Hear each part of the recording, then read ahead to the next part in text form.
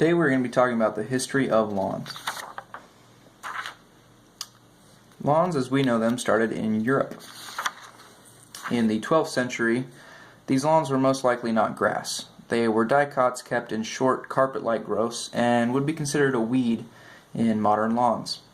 In the 13th century, medieval-era gardens used chamomile and other fragrant vegetation. Here you can see a chamomile lawn cut at a very low height. In the 14th century, these were very hard times. There was a lot of death and war going on, and lawns were really only in elaborate settings. A side note, in Japan, imperial gardens were thought to have zoysia lawns cut with sickle. In the 15th century, the Renaissance were taking place, and still lawns were only for the ultra-wealthy. In the 16th century, the introduction of common areas became prevalent to villages. Now lawns were for more than just the ultra-wealthy. In the 17th century, grasses became the dominant vegetation of choice.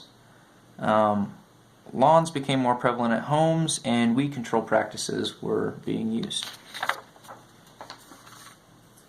In the 18th century to current, a lot happened in a short amount of time. We have landscape architects like Capability Brown using lawns in their settings. Lawns were starting to be used in front of many houses for grazing animals. In the Industrial Revolution, many lawns popped up because of recreation areas. Books were written about turf, and at this point lawns meant grass.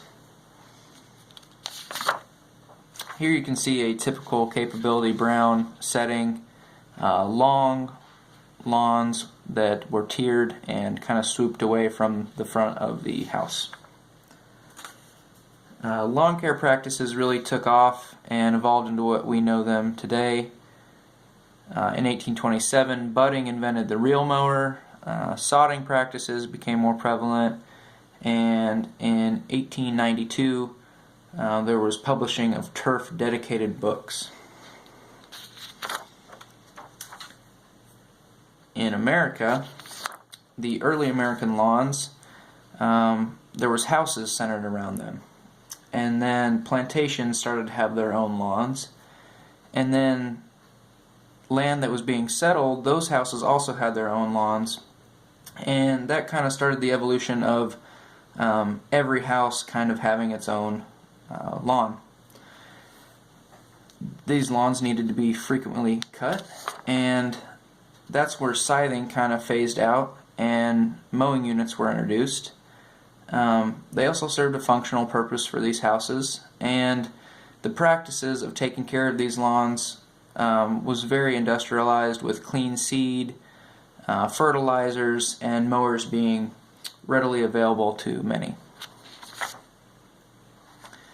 Money and development had a lot to do with this. There was a post-war boom. All these factories that were in full swing for the war had to find something to do, and equipment and machines were being built. And most people at this time had lawns. There was even lawn competitions. And that kind of brings us to where we know lawns today.